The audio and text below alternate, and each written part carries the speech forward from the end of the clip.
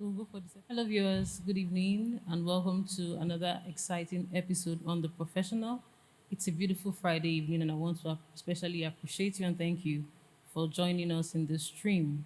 The Professional, as you know, or if you're joining us for the first time, is a platform curated by God's servant, our mentor on this platform, Dr. Maxwell Egbe, where vital questions bordering on a particular subject matter are asked, and then he gives us answers that dissolves every doubt that we may have or that may exist within our minds. So I want to thank you especially once again for joining us, and I'm sure that this topic would be one you'd be very excited to gain more insights on. Before I proceed, remember I am Naya Goldin, one of your co-hosts on this show. Please meet other co-hosts on The Professional. I am Great Onobuchere, co-host on The Professional. Once again, you're welcome. And I am Barbara Osai. Welcome to The Professional, where doubts are being dissolved. All right. Also here in our midst this evening, we have our mentor, our father, our leader, our pastor, and the professional himself who put this platform together for the sole purpose of helping humanity, helping their minds, helping their belief system, and correcting all of those things that needs to be corrected. Ladies and gentlemen, here on the very fourth episode of The Professional, please meet our father and mentor, Dr. Maxwell Goldinebe, as he gives us his opening remarks.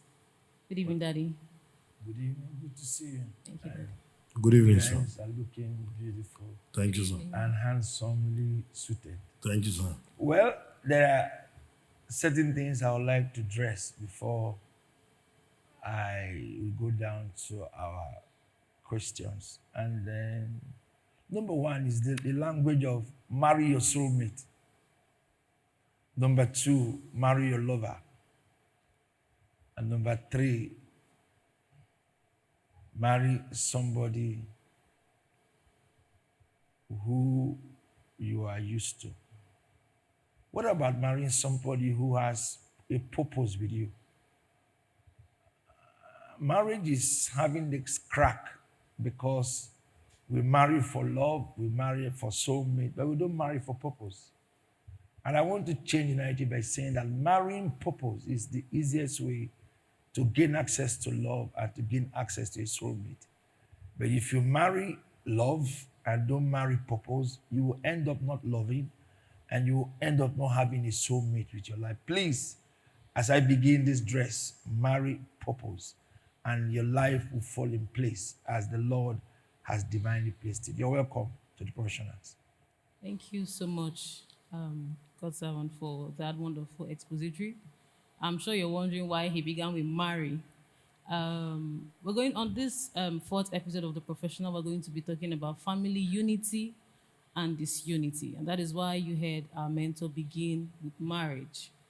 And while we were growing up, while we were in primary, secondary school, we were taught a simple definition of family. The family are a group of people related by blood.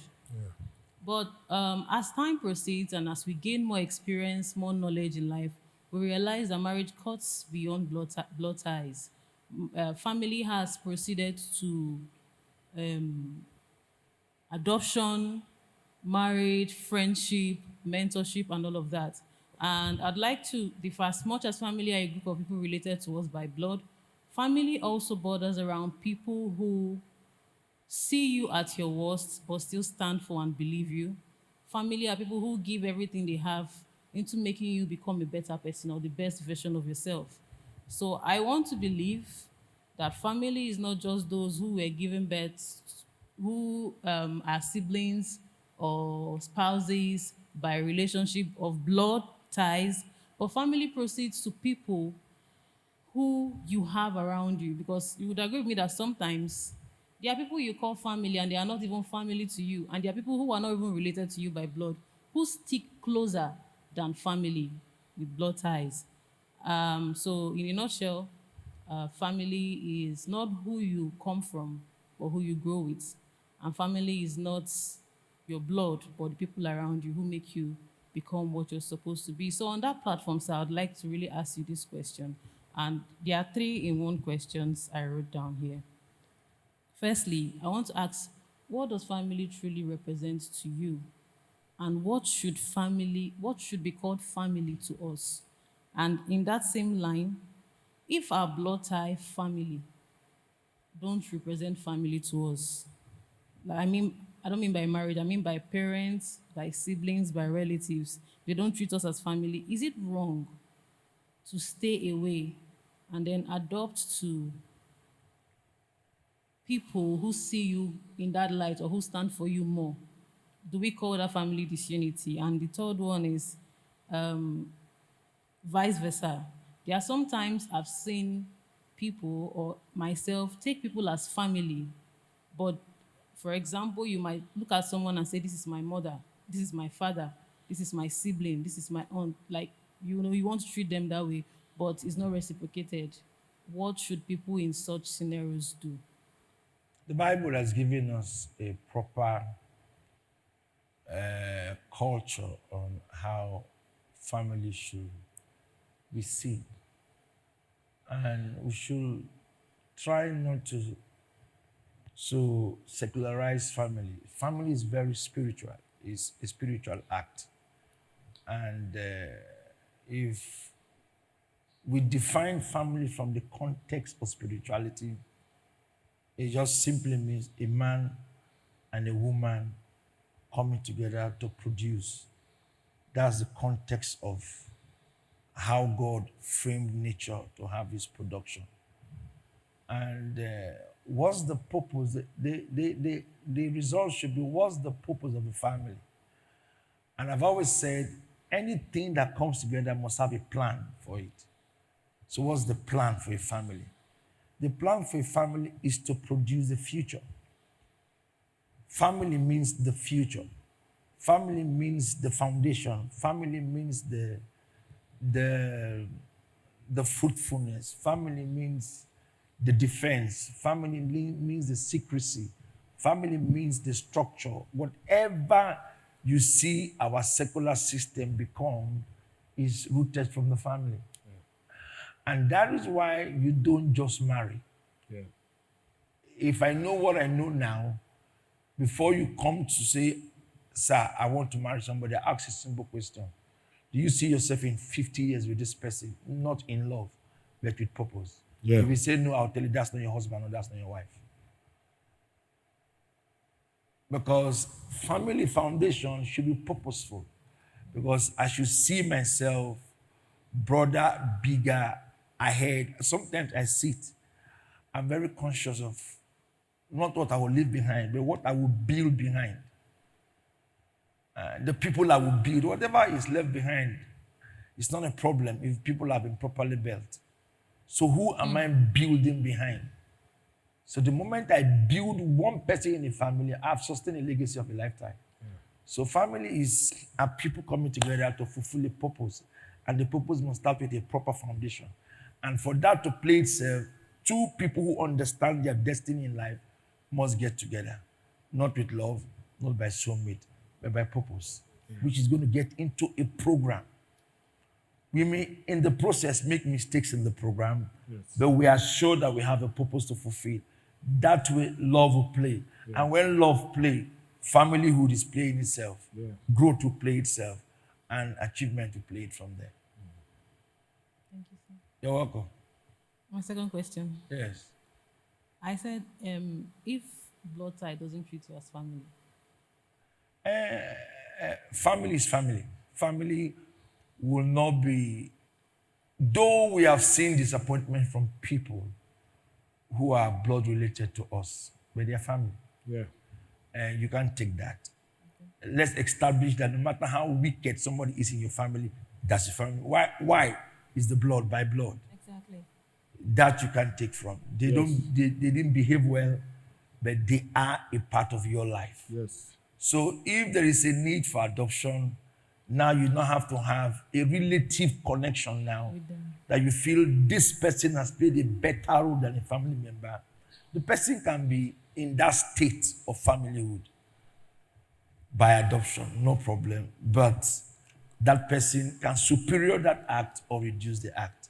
So that becomes your choice now to choose. I prefer to relate with this person because He has shown me more familyhood than my blood tie. That's Yeah. right. Yeah.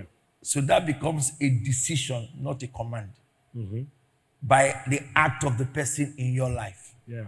So that translation can come at the choice of what the person is in your life, which so many times that's what we are going to today. We see people who are not even related to us, more of family than those who are family. But the ones who are not behaving well as family, they are still family. So we can't throw them. Though whether you are angry, you don't want to see them, they are family members. You can only just not choose their part of life. Yes. Avoid certain things they do, They do, yes. but they are still family. Those who have decided to treat you well can be brought closer. And remember, taking decisions of keeping relationships must come by what you gain from people, not through losses, even to family members. If a family member is always coming to give me crisis, I have the right to decide to distance myself from the person, though it's still a family member. Yeah. I'm not repeating that fact. It's a family member, but I have the right to distance myself from that kind of individual. But if there's anything to represent, I will say clearly from my heart, I know him. He's my brother. Yeah. I won't deny him. Yes. The denial is wrong. Accept that that person is your blood brother, your blood sister. But for the sake of character crisis, I have chosen not to be close to the person. Yeah. Understood? Yes. God will hold you responsible for denying your blood, accepting your blood, but by character, I can't be close to that person. And you have the right to justify that. Yeah. You have the right to do that. And choose who goes the path with you. Because all we are doing is to fulfill destiny. Yeah. Nothing more, nothing. So I need the person who will assist me, not the person who will destroy me. But I will not reject my mother or my father or my sister or my brother, but I will not keep them around me if they are not helping me to grow. Yes. But they are still family members. Wow. That answers my question. Thank you so much, sir. So, in line with what you have taught us, I would first of all want to say that from the lessons you have taught us that unity breeds peace and disunity breeds trouble. Also, you taught us a long time ago that peace is a program and we must take responsibility for it. So here goes my question. What are the practical exercises that all families must engage to ensure long-lasting unity to run a peaceful family? One is to understand who you're staying with. Understanding the person you live with is more important than your love for the person. Yes. If you don't have understanding of the person you're staying with, that's a major crisis already in the home. Yes. So you must understand the person and know what the person. See, this thing about knowing what people want is important, Yes. and know how to treat it is very important in a marriage. sir. Sometimes we don't know what people need, and it becomes a very striving issue in a marriage. So sometimes there are attitudes that people are born with. We are not assisting, we are exposing. Yes. And one of the things that we do today, we expose people. We don't Awesome. try to help to solve it. If I am married and I didn't know, when we were having our courtship, no, I didn't bring issues where the lady has to get angry, act, and then all of a sudden marriage brought it or brings it. What am I supposed to do at that time? I'm supposed to study how that anger came about. Yeah. Is it out of jealousy, out of insecurity, or out of self-centered? I don't like a lady being self-centered or manipulative. Yeah. I won't choose your path because you feel like it. No. It should be a justified path, not out of your sentiment, but out of the health of the family. I will accept it. Yes. Let your judgment be for the health of the entire home, Yes. not for yourself. Yes. The moment I see that kind of decision, I will support you full time Yeah. because it's for the. But if the decision is just for yourself, I won't accept that. So sometimes, some disadvantages we have in our homes is one party trying to please his or herself rather than pleasing the entire household. So that's what we should study. Is my wife acting because of us, me, children, and herself? Or she's acting because of herself? Yeah. Is my husband acting because of us or himself? Yeah. The moment you are doing that, that is wrong. It must be a decision that affects the entire home. Yeah. I've never seen myself any day get up in the morning and think anything that centralizes my person alone. Never. Let me give you an example. Yesterday, my little girl tried to bend down and she stood up like this. I said, what's the problem? She moved. I was looking at her. I was asking her what's the point until she told me. I was disturbing to know why she did that thing. Yeah. That is me. Because she must know that a crisis is created by a person. And it's the same person that will solve the crisis. Yeah. Let's just take away self-centeredness from marriage, and there'll be so much peace. Yeah. And peace comes by maturity. Yes. When you are mature in your way of doing things, you always know how to deal with things around the home. Sometimes I don't like this thing. It's not because you don't like it. It's because at that time you don't want it. Sometimes you are sentimental about certain things. Sometimes you are not. Just to make sure that there is a balance that comes with the home. Yeah. And that's what's going to bring peace at all times in the marriage. But try to know that you will not get everything you need in marriage. So much to learn from one question, and just in case you didn't hear anything, I noted down 4 points. Number 1, understand before you talk about loving. Number 2, assist and not expose. Number 3, always know what people want. Yeah. And number 4, take away self-centeredness, Self-centeredness. and peace will be everlasting. Yeah. Thank you, sir. All right. It's been amazing so far. We've been talking about family based on man-woman relationship. But I want to take my question a little further, because talking about family, at some point, there's the man, there's the woman, there are children, there are relatives. And here I wrote down, I said, if a divided family easily becomes a breeding ground for resentment, insecurity, and rebellion. So I want to ask, to what extent should an individual freedom be sacrificed for the sake of family unity? You know, we are Africans. We are victims of all of that. Yeah. I'm a victim of it. Everybody's a victim of it. So, but certain discipline must come to play in marriage, in familyhood. It just has to get to play. One of the advantages that we pray for is good motherhood and good fatherhood. Yeah. If you have that, those things won't play itself. Yeah. But when you don't have it, it will play. So if it plays, then you have to take certain responsibilities yourself and making sure that your life is not affected by the demands of your people. Yes. You build limitations. This is where I can go. This is where I cannot go. I do that. I don't. This is how far I can go. This is how far I can. You can't tell me to do what I cannot do because you're my sister or brother. No, I won't do it. So you must define how far you can go and how far you can go. But it's preferred that we have a strong parenting over us that tries to balance everybody's actions. That will help in families a lot. But if you don't have that, then you have to take your own personal decisions. And say, my brother, you won't enter here, you won't enter here, you will enter here, no problem. My sister, I want this, how far I can go. When people have that limit, they will know how far they can go with you. But in today's black man nature, we just feel as long as I'm born into a family, my elder brother is to care for me, my young elder sister is to care for me. I make a mistake, I have to report them. They accuse, they blame, they are blaming their elder brother, they're blaming their elder sister, they're accusing everybody for the boy is useless, he's not useful, the young girl is useless, and he's blaming it on her siblings. Yeah. No.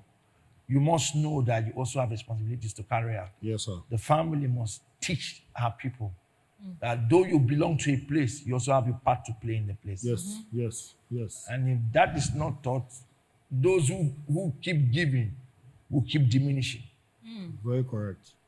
And nobody will be raised to support the person who is trying to assist the family to grow. Okay, so in a nutshell, you're saying that in as much as good parentage serves as the covering, it's also good to have healthy boundaries. Yeah. Yes, very, very Yes. Thank you very massive much. one. For the sake of the sentiment brothers and sisters bring. Yes. And remember, they are very entitled. Very Very. correct. The most entitled people on the earth are your siblings, Yes. not the devil. Your siblings. Okay, so let me just quickly now say this. So in a situation where we have these healthy boundaries and sometimes they cross boundaries because a lot of people tend to push your boundaries Yes. when they know that you've put some steps to protect yourself and probably protect relationship, people still tend to push. So how can family unity be rebuilt after betrayal or deep conflict? I always use myself as example. I don't keep unforgiveness, but I keep lessons around me. Stop keeping bad spirit in your own hand. You're going to be affected. But keep lessons. If I share my heart from family, you will be shocked that I'm still alive. But you see, is the pain will not solve the problem. Yeah. It's the lessons that will solve it. So what Very you need to correct. do is, how did I get to the problem for the first place? So will I allow the problem repeat itself again? No. So what do? What are the conversations you had in the past that led you there? Stop having them. What are the windows you created for it? Stop creating the window. So you have the problem again. Now, whatever anybody says, that's the person's business. But what I went through, they didn't go through with me. But my boundaries must be created in concert with the lessons I have learned. Yeah. Thank you very much. That really goes further to answer some questions that I would have asked, because the scripture itself says a house divided against itself cannot stand. Yeah. So situations where you're yours truly trying your best to do everything to be at peace with everyone, or you create peace within people and it's not welcoming. Is it okay to yours truly keep yourself away, aside, and then live your life just as it pleases you and benefits your mental health? No. You're supposed to live your life to please you, not anybody. For the thing is, we have built. Have you ever asked why your siblings fight with you? It's because they ask for something you can't give to them. There's Yeah. nothing else. Or I need school fees. I don't have now. I don't have a place to stay. You can't stay in my house. That's wickedness. Oh. Yes. That's the wickedness. And that person that is talking to you is working, Yeah. has a wife, Yes. and has children. Yes. That's wickedness the person is speaking about. So it's clear to me that it's at the guise of self-interest. So you need to first understand that you must care for yourself first. I know a lady who trained all her siblings. When she didn't get married for a very long time, and one day the boy she trained told her, "I didn't beg you to train me." That's a risky thing to do. So it's clear that you must take care of yourself. Yes. You must care for yourself.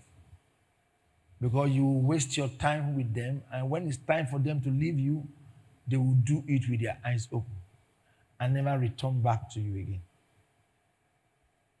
So unity can be built by any form. What is unity? Unity simply means I can call your phone. How are you? Is that not unity? That's Yes. That's unity. As long as I can call your phone and we talk, how are you? Are you okay? Does unity mean I have to give you money? No. No. In this part of the world, unity simply means is when I give this man money, then we are okay. Yes. No, if I don't give you, we are still brothers and sisters. No, don't take away that. By blood, we are connected, but it doesn't have to do with a car or with a house or with monies or with food. We are related by blood. So without me doing anything for you, you are my brother. So I can greet. How are your kids? Are you fine? Are you okay? Take care. God bless you. I have my phone. So if I don't call you for 1 month, it's not a problem. But I don't have issues with you. very well. No, because why I actually asked all of these questions, I've been speaking with a group of teenagers, so to say, And the kind of questions they come up with are questions that I can't even see myself acting in those areas like when I was their age. So when I try to answer those questions, it, there's a reflection that comes, and I'd be like, oh, if I can just really answer these questions and these teenagers are okay with my answers, then at some point, I should also have been able to have, implemented those things in my life or in my situation. So we tend to realize that when we give advice to people, we also advise ourselves That's in the process. And then I've Yeah. come across a lot of mature people who say they stand in for their family and do everything, but nobody cares to ask them how they are doing. It's not because they need anything, but they just need that feeling, that not assurance. They just need to know that feel good feeling, yeah, that someone just truly cares for them or appreciates them. nobody will do that to you. It's like a pastor who pastors people. If you know, no member asks you how you are doing. No member asks a That's true. pastor how he's doing. That's true. They believe you're a Superman. They believe you're always there. They believe nothing bothers you. They believe you're okay. That's the pastor. How much more an elder brother who does everything for his family? So it only take a reasonable person in that family to look at him. This one brother is quiet. Is he okay? That one is not. It's the person's nature of being reasonable. So we just pray that God gives us good people. That's just all. Yeah. Yeah. That's just all I have to say. Thank you so much, sir. Okay, so, I mean, all of these questions and answers have really answered a lot of questions, but I would love to deviate a little. While we were talking, something just came into my mind, and I want to talk about family, wife, husband, and kids. I believe one of the things that breeds disunity in a home where there's mother, father, and children is parents involving their kids in their combats. And I know some people, some homes where there is this division of these kids. Some kids are for the mother, some kids are for the father, and some of these things start at a very tender age. And these kids now grow up with a certain kind of hatred or dislike for one of their parents, and it grows. And I think this is what breeds that disunity. And sometimes it even grows to the extent they start working and they're just caring for their mother and they're not caring for their father, Yeah. or they're just caring for their father and they're not caring for their mother. I don't know. What advice do you have for couple, for family? And how should family values be protected? How can spouses protect each other before that? How can these things be corrected? You see, conversations are very powerful in the home. And when you have them, be careful when you're having conversations with your kids. I have a philosophy with my children. I tell them, don't hate anybody. So they already have a lifestyle. Don't hate anybody. That's my philosophy with life with them. So you must live. We must understand that. Okay, let me give myself an example. My mother was very close to my younger brother. My father was very close to my immediate younger brother. Nobody was close to me. But I didn't see that as a problem because it's not a problem. I'm the first child that should be taking responsibility, Yeah. not to be loved. What will I do with that? So I don't need that. But for a family that will succeed, father, mother must see the future of the family and bring children into a conversation that you respect your senior, but you are not competing with yourself. There's no one that is loved less, and there's no one that is loved more. You have the same privilege in the family, but one has to be the senior and has to be junior.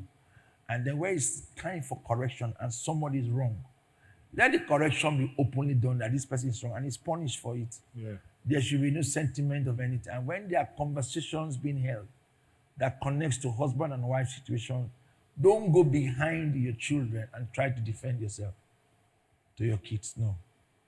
When I do something wrong, when I act sometimes angrily before my kids, that is home base, I call them and tell them, don't take this part of my life. I don't have that kind of, I tell my children, see, it's part of my life, don't have it, it's not good. This anger-based life, in the home. This is the way I've reacted. Don't follow this part of my life. I'm not saying it's vision. I'm telling them to the face. You don't have it. Don't have it. So I have a way of telling people don't have this style of life because you're a man and don't tell me you cannot talk to your children. Yeah. A part where they should not follow at all. You should tell them a part they should not follow. So I say that to them. And I tell them, learn how to apologize when you are wrong. This attitude of feeling that you are right is a bad way of life. So they will do better if they see that mother is not talking about father to them, and a child comes and complains about your wife to you. Don't say mommy is like that. Don't say that. She's your mother. Go and explain better to her. She will understand it and things like that. But later make sure you are the man, go behind and handle that thing because the child may be right on what the child is saying. The child has a point in what he's saying. But don't make the point very visible before the child. So because children will take advantage of a weakness of a parent and use it against the parents. Yeah. By action. So we have to be careful with what we are selling to our kids. And at the same time, we are creating division among themselves. When they see us divided, they'll be divided. When they see us together, they'll be together. It's a very simple thing. And this thing, it doesn't need to be visible. If you're divided in the bedroom, it will show in the kids' life that you're divided. They'll start kicking against themselves. They will begin to fight themselves because that's what you people are in the private. But the moment you are together, you have one voice, it affects the kids. That's my brother. That's my sister. Because that's how you live. And that's one thing I pray for. To be mature enough to always handle my wife at all times and making sure that it reflects positively in the life of my children. Thank you so much, sir. Thank you so much, sir. The major take home here is that a home with so much of love and respect would definitely rub off on the kids. And God's servant answered this question as an only one compendium, not just favor building bridges of support between mother and father, but he also spoke about parents themselves, which was a question I was going to ask, having favorite children. And he said something very striking. Make sure you establish within your children that they are all equal. Though someone may be older or more matured, but you are all loved the same way. You all have same privileges. Because, truth be told, there are a lot of homes where they are favorite children. This is dad's favorite, this is mom's favorite, and all of that. But I think with this answer and this teaching, it will help us generate and grow a better family that will serve our nation, serve the globe, and serve the world at large. Don't go anywhere. After this short commercial, the professional will be right back. See you soon.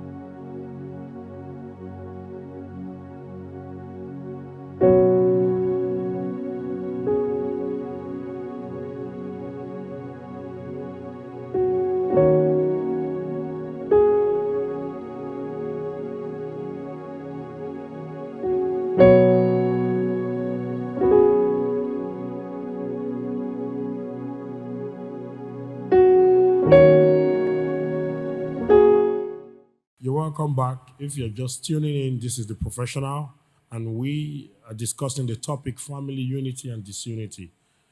I would love to ask, in line with what God's servant just talked about and the question that my co-host asked regarding favorite children and making them equal and all of that. First of all, we'll all agree here that most times raising a family, sentiments must come in. And family, it's practical, that it is something we do every minute of the day and every day of our life. I'm going to give a perfect example. Growing up as a child, I was the most favorite child of my father. It was so obvious. And I think now that I have a family, I have done the same thing. I have three amazing children, and my daughter is the first child among three. And I realized that I have so much love for her that I think it's even obvious among my kids. Even she knows. Now, it gets to a point where my wife is correcting the girl that leave that place. But once I'm there, she will start looking at me because she knows I will react to her mother. And I realize that what I am doing is wrong. Now, I'm asking all of these questions because I need correction. And I want to make it better going forward. And apart from that, in fact, it is so petty of me that I only remember a birthday among the kids that I have. So my question to God's servant is, I don't want to use sentiments to ruin the beautiful family God has given to me. And I need you to help me do practical steps that would make me be a better father to all my kids, my wife, because now tradition is what has kept me in this manner because of my dad that showed me so much love while I was growing up amongst 7 boys. So help me, sir, and answer this question. Sometimes my 2 kids will sit and look at the last one and say, Maxwell, you didn't enjoy this thing you're enjoying now. You understand? They will be saying it to the boy. Yeah. But I was younger when I had them. Yes, sir. I'm older now. And this one is trying to grow up. Yeah. Then the mother will now say, Daddy, flog him. Oh." I'll look at her and say, he's still a child. Yeah. I flog from 10. Yeah. But there's no sentiment in my actions. Yeah. No. I don't have that. When it's time to discipline that boy, if he makes a mistake now and you call my name, he will freeze. He will freeze. Sure. He will freeze. He doesn't want to hear that you report him to me that he did anything bad. Yeah. So, allowing a child to know that she's the favorite, that's the problem now. Yeah. She's not supposed to know. Keep that in your heart. I've never told any of my child that they're a favorite. I don't do that to anybody. If when the thing is even in my chest, I won't tell you. He's a child. When he's clocking 10 in February, he will see the flogging dimension of destiny. So the punishment is coming. Follow him. He will even be amazed what will happen to him. Because sometimes I see his movement, I'm just laughing at him. So you need to know that you don't show those signs to your children. Yeah. But make sure you play the role you have to play as a father. Yeah. And don't allow your wife to stop when she wants to do something right to the child. Yeah. Tell her, do it. Now that she's already looking at you to do it. Yeah. Tell her, sometimes my wife would just, the other day I was watching them through the camera. She was flogging the boy. I was watching them. She was flogging the boy. I was just looking. When he came, he did as if they didn't flog him because he contradicted himself as if they didn't flog him. So I laughed. He think he's smart. But I knew they flogged him. Yeah. And I knew something went wrong. That's why he was flogged. I didn't ask the question. I didn't ask the mother why. Because if you do something bad, you should be punished for it. Yeah. That is so. Define a picture to her. Young lady, this thing is wrong, and punish her over it immediately. And if you don't want to punish it, make sure the mother also have the access to do that. But please don't show so much love to her. She will take it outside. Yeah. And when she takes it outside, you begin to come and start solving issues outside because of her. So reduce that. Make sure that it is in between them, Yeah. and let her know the things you can give to her. Also try. She's even the eldest. Yeah. The last boy should be taken care of more than her now. So the last boy should be having that interest now, not her anymore. Yeah. So do that and help, because she's a lady. Yes. She will begin to make comparison when she grows up. Yeah. Because you are the daddy, say, you're not like my daddy. I can't. That's a problem. Yeah. And you must make sure you balance these things Yes. around your kids. They must know that they have you. Not the girl should know that she has you. Yeah. They must know that they have you. All of them. If a child that I didn't give back to from my womb, Leon, can feel fatherhood around me, that's to tell you how far I can go with children. Yeah. The person prefers to talk to me about their lives than talking to their parents. So you must open that window for children to Yeah. talk to you and to be there for them when they want you, need you. It's very important to do that Yes, sir. for your kids. That's Have I helped you? a great deal. But allow your wife to correct her before you, to even punish before you. Yes, sir. Don't get angry. Sometimes she should hit before your face. That one is hard, though. No, if she doesn't do that, that girl will challenge your wife in the future. Yes. True. Very true. You are raising a girl that will challenge your wife tomorrow. Yeah. And that is when you will be offended. If she's small now, so you're not offended. Yes. Yes. When she becomes an adult, 12, 14, 16, then you get offended. Yes. That time you will want to use something like this and break her head. You will not mind that you love her. Yes. But she's insulting your wife. Yes. Yes. So now that she's ignorant, she does not know, Yes, sir. which she's already acting it. Yes. When she sees mommy and see you, she's wrong.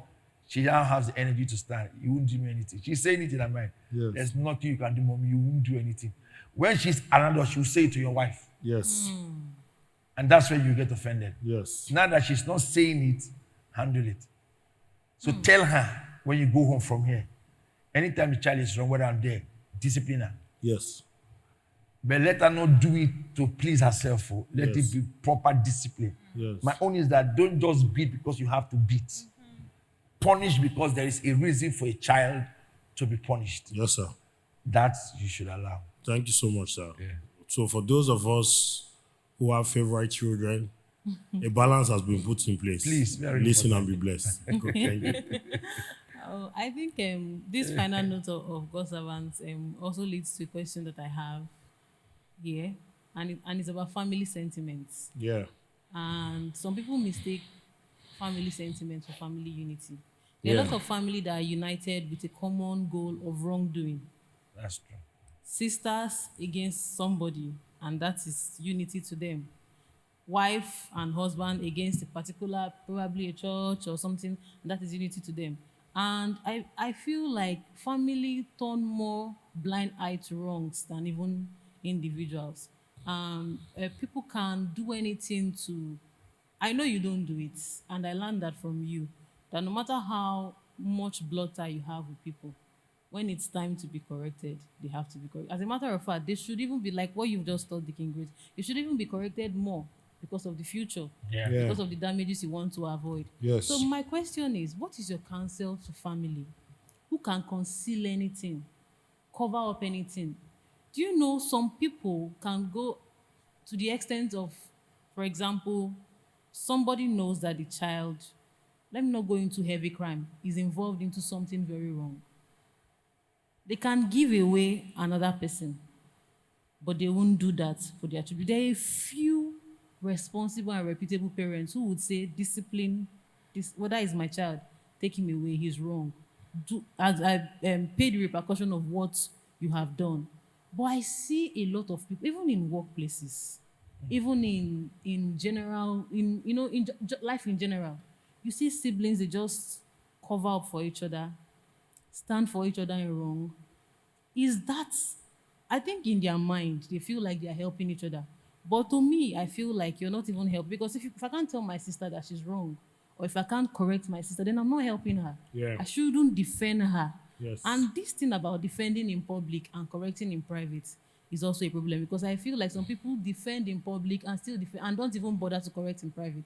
You know, we always say and teach, don't expose your family outside.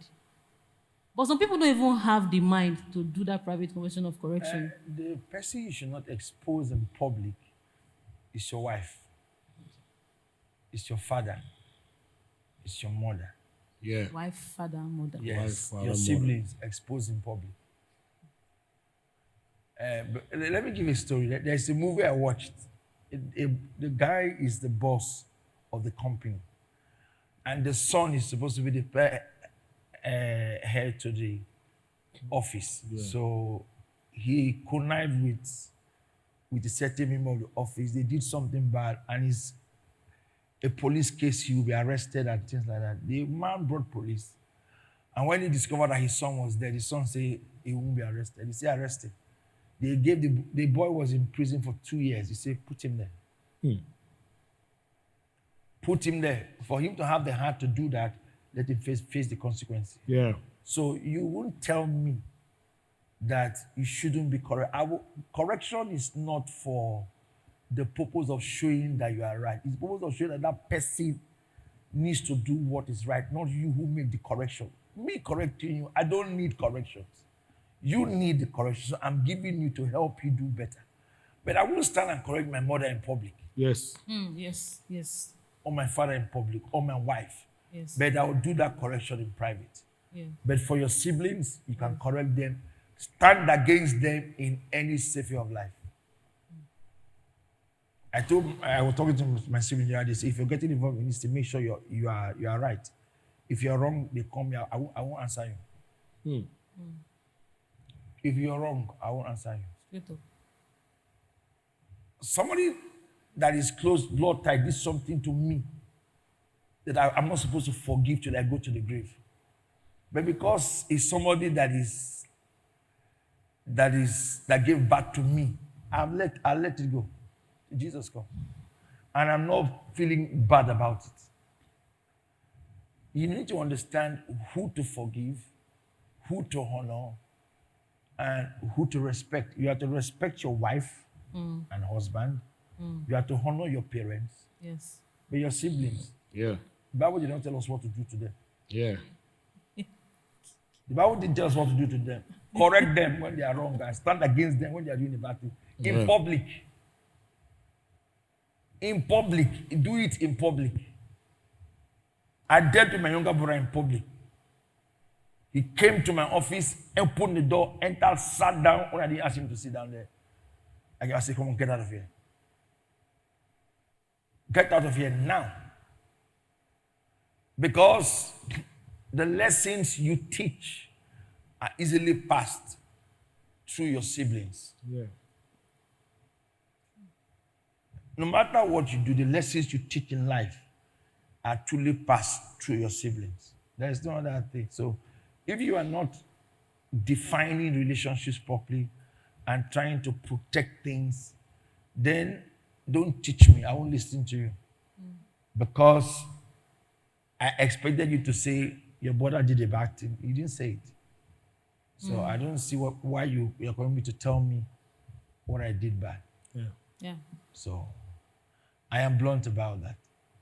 But I won't stay and tell you go and talk to your mother in public anyhow you like. No, I won't do Yes. that. Yes. Wrong. Or your husband or your wife. No. But that is not the debate that you shouldn't sit down with them and have a conversation with them that this thing, ABC, is not helping us in this family. It has to stop. Those conversations must be done maturely, but making sure that you stand for the truth.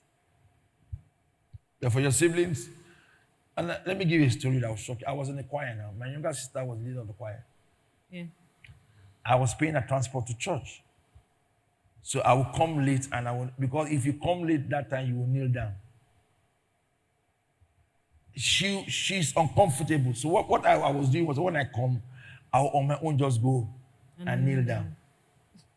What I was doing, I was giving them more powers to lead the people. Yes. This is our eldest brother. I gave her the transport. I came late. And I never disobeyed one instructions in that choir because my younger sister was the leader of the choir. So they looked at me and said, if he can lead the brother, she can also lead us. Yes. I made the leadership easy for her. So sometimes we are even the problems why the people we have are not doing well. Familiarity. We are the problem why our people can't lead properly, can't do well in life. But we don't know where to help them, and we don't know where to go against what they do and making sure that they do better at the end.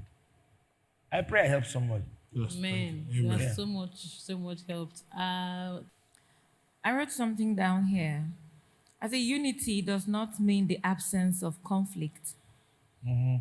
It means choosing reconciliation over revenge, understanding over accusation, and love over ego. So now I want to ask, I know you've answered many questions and you've said things that probably would answer this question, but coming from the base that I've given to it, what would you give as practical steps that families can take to maintain unity during tough times? Let's just generalize tough times to be tough times that could break a family. So, what practical steps? One, let's go back to how we grew up together. Yeah. How did we grow up together, and what are the paths we went through Yeah. while growing up? And was there any prices being paid in that family?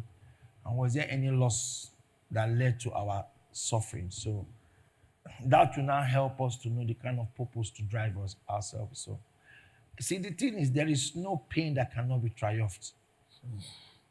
The choice is the people involved in it. As long as you know what you are doing, you know where you are going, pain does not last. It's just a matter of time to go off. But making sure that, you see, family will not just lead herself.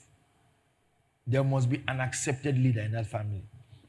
Whether it's an elder brother or a father or a mother or a sister, everybody must agree to listen. Where there are more crises when there are people who are not listening to themselves. Yeah.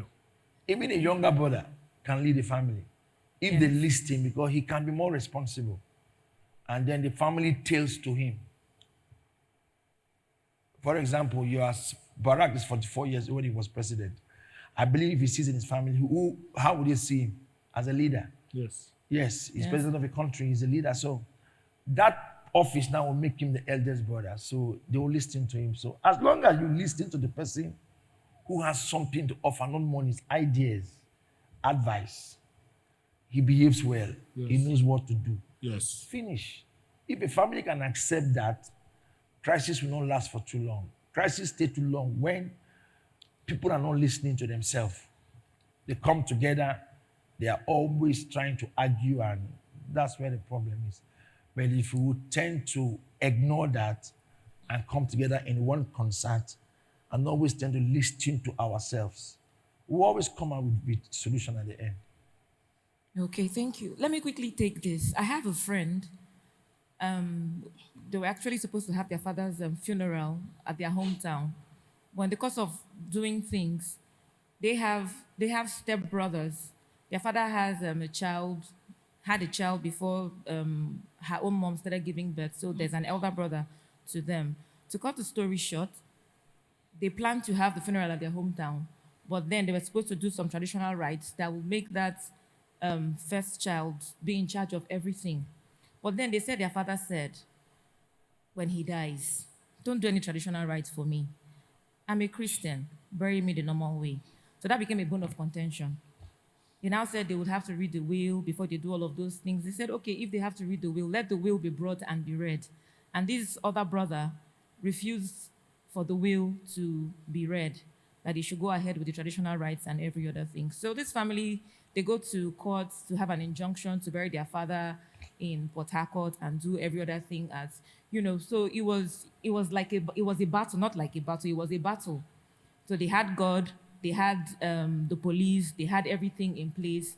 Where they were supposed to have the service of songs, prepared, documented, everything arranged and agreed beforehand. This elder brother goes to the church with a letter saying they have unresolved issues. So they did not have the service of song in church. They came back to the house, decorated it, and had the service of songs there. They went on to have the funeral the next day instead of preparing for the next weekend to come home. and they just had police surroundings and everything, which I even added in my advice. In as much as you are praying, surround yourself with security as well, so that nothing funny would happen. Now, I spoke to my friend the other day asking her how she is and hope everything is fine. And she says the elder brother arrested her own brother and went to the police to say that they killed their father for ritualistic purposes and all of that.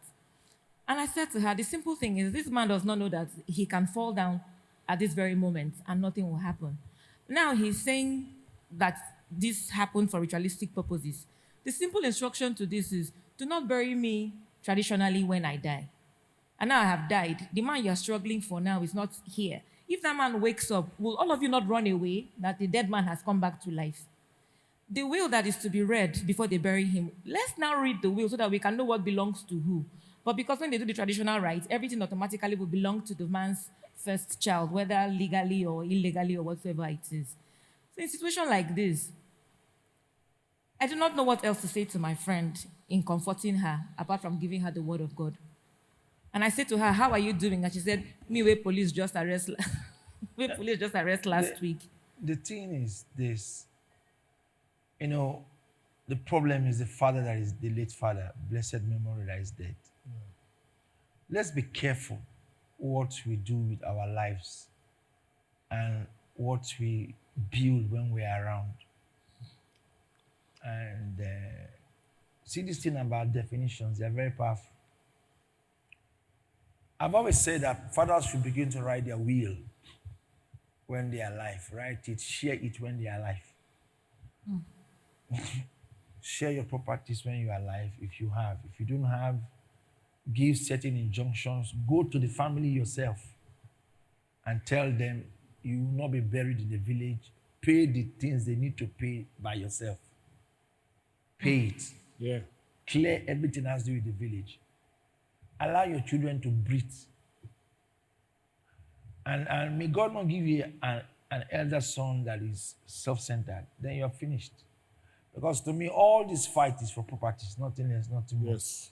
If that man had nothing, they will not fight for that Exactly. corpse like that. Yes. Because of property, that's why they are fighting. So I will only advise, let them call for a meeting and share the properties. And this still problem will end. Let them share the property. All this fight is the property. Let them share it. And let them forget about whether the man said he needs to be buried in a village or in town. Share it first. When they share, the next thing that the man said will play itself. Yeah. Because they are not sure what is in the will. Yes. That's why Exactly. that's the problem.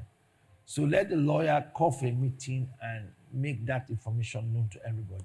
The moment they know, the burial will take place the next minute.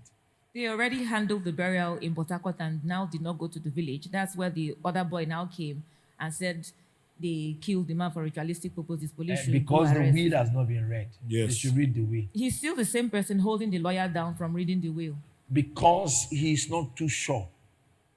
You know, if you're sure, you don't have a problem. Yes. So in this case that he's not letting any other person have their way, He's greedy. who will now speak to him? No, he's greedy.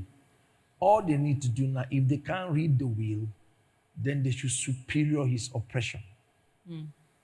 Because they need to superior his oppression. If they can't superior his oppression, then they should read the will. Yes. But they shouldn't fold their hands. A greedy man will go all the way to achieve his purpose. That guy will keep looking for means to accuse them until he gets hold of. He wants to sole-handedly be in possession of everything the father has. So he knows if he does that, it will distract them and they will say, we're not interested. Let's just bury and you can take everything. If they say that, he will stop disturbing them. It's greed. So if they match him power to power and they read that will, he will stop. Yeah. They should not be quiet. They should not say, it's our brother. They should match him back. Power to power, quickly. Thank you very much. I If really he appreciate brings this. threats, they should look for superior threats. So if he has a heart to arrest them, they should have a heart also to arrest him. That was the advice I gave initially, and they started going on different altars, different prayers, not negative altars, but And engaging then read the will. They should read that will. So whatever it is they're doing in court, they should They bring should up the ask topic the of the court. will for the will to be The read. will to be read in court. They should read it in court there.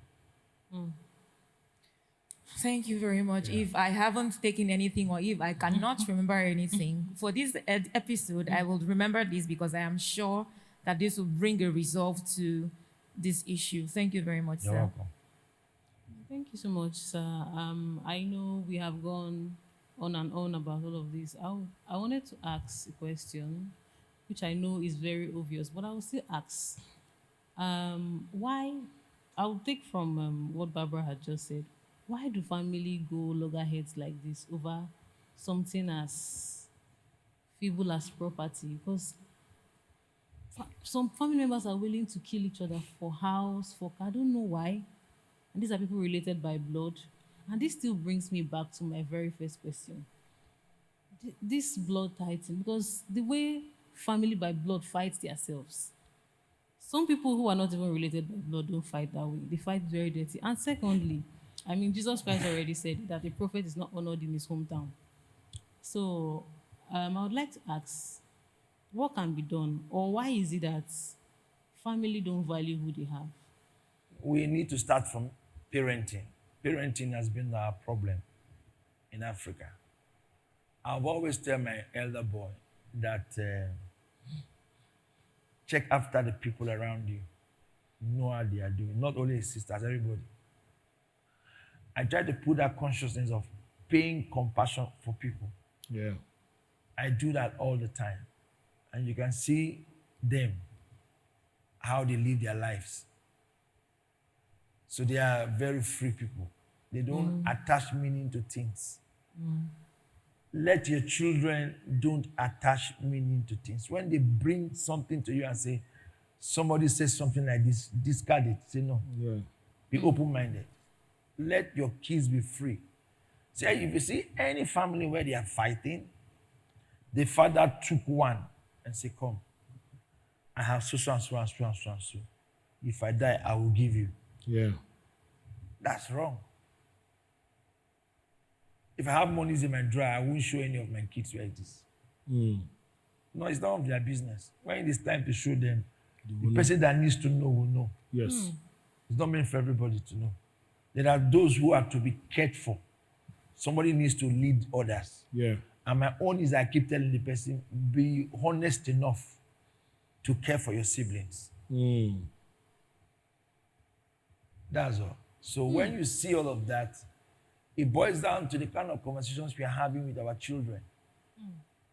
You carry your second child, you're discussing your first child. You carry your last child. So those conversations, though they are kids, but it's registering in their heart. The striving nature you are building in your children's life. So when they grow, though at that time they are not able to kill, when they are adults, they will start doing things you don't expect them to do. And that's why you can see that it has happened to me. I have seen it. I asked why, but I knew why. One of my parents was the problem. Because if my parent at that level had to, if that parent had stopped that action, it would have happened against me. So that parent allowed it. The person said, no, not why under my watch, it can't happen as I'm alive. It won't happen. So sometimes the children are not the problem. It's parenting that is the problem. We need to go back to healthy parenting. And when we do that, our kids will now be behaving healthily to themselves. Thank you, sir. And just to steal a little bit more time, the last question I was going to ask is also very personal for me. I've seen very influential people in families. Like the question I was trying to ask before you answered the other one, like what Jesus said, that the prophet is not honored in his hometown. What do you do when you have a sibling or a family member whom you know you can help, and you see yourself help other people, counsel them, advise them, they take your advice, they listen to you, help a lot of people, particularly if you are in a profession. Let me use a very particular. You're a pastor. You are a well-respected man of God. You are raising ministries. You are raising family. You are raising lives.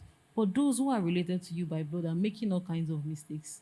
and they can't listen to you, and you can't bring yourself to effect that same correction to them, what do you do in that situation? Because the last result may be It praying for still boils them. down to parenting. You see, I will not say my children have issues with that. My own is that I am loving, but I'm going to place judgments around them. Don't fight yourselves. Yeah. Don't fight. My own will be a law. Don't fight yourself. And young elder brother, don't undo your younger sister. And younger sister, don't undo your younger brother. Yeah. Relate with yourselves as you relate with yourself. So it's me placing those faculties around them. You see, I cannot put myself in everybody. I can only do what I have to do. Yes. Yeah. So, and one of the things about me, I don't force myself to anything. I like you to know that I have your interest, and I will do my possible best to help you, whether as sister or brother. But and I hate disrespect because I don't disrespect people. I don't do that to people.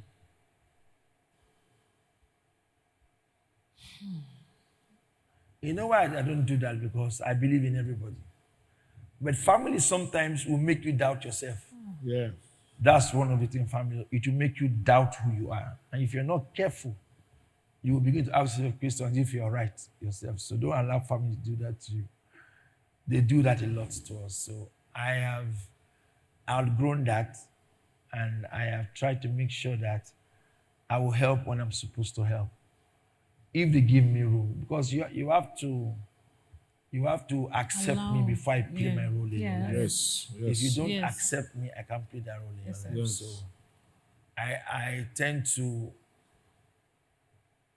do better if you allow me. Yeah. If I don't do better in your life, it simply means you've not allowed me to do better. Yes. And I won't push it. I won't use force. I can use force on this man. He's my son. Because I have a prophecy ahead of his life. I can force it. But my sister and brother, no, I won't do that. Because they can easily insult me. Yes. That's true. So I have limits in that. Yeah. We grew up together. They saw me with boxers. They call me Maxwell. They Yes. call me Daddy. Yes. We all grew up together. They saw me sleep and snore, Yes. all of that. They saw when my mommy flogged me, when my daddy slapped me, Yes. when they put me in a wrap and used dogoyaro to bath me. So all of that thing, so it's there.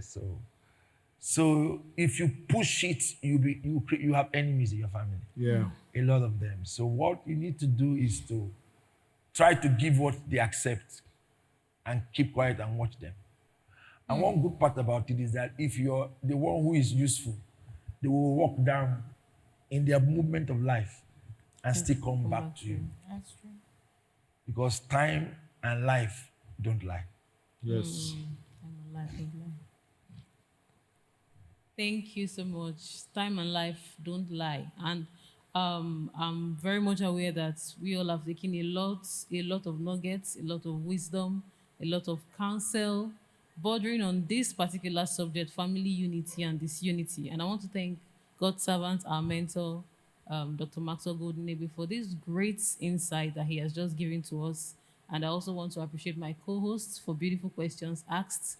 And I want to appreciate you, the viewer, for joining us, sticking with us from the very first minute up until this last minute. We're rounding off now, and we'll just invite God's servant to take his closing remarks, and I'll be right back to close. Build a family that speaks for tomorrow. Keep a tomorrow vision. Keep a tomorrow mentality. Keep a tomorrow's love. Keep a tomorrow programming. Remember, the best things around us are the best things that we create around us. Family is not a bad thing. Those who are in it are the problem. Yeah. You can build your own path and make it peaceful. Yes. Don't get scared of a family. It's the best thing you can ever have. But what you create is what you live with. Create the peace, you will see the peace. Create the love, you will see the love. Create prosperity, you will see it. Create protection, you see it. The choice is in the decisions you take. So take the right ones and create one of the most enviable family that life will get to appreciate. God bless you. Thank you so much, Daddy. And in other words, don't live for today, live for tomorrow, and what you create is what you live. Remember, the professional and every other episode from the very first to the third episode is still very much available on this platform, Dr. Maxwell Golden Egbe, on YouTube. Please stream, watch the other episodes that we've had. And in case you miss and you didn't stream with us or you're just joining us, you can go back from the beginning and watch, and I believe it will be of immense blessing to you. The professional will return on the third Friday of December and we'll be discussing a very, very interesting topic on that episode. I hope to see you there. And until we meet on that third Friday of December, please stay true to yourself, be kind to one another, and show love to your family and to yourselves. God bless you. Bye for now. So we'll go for the second.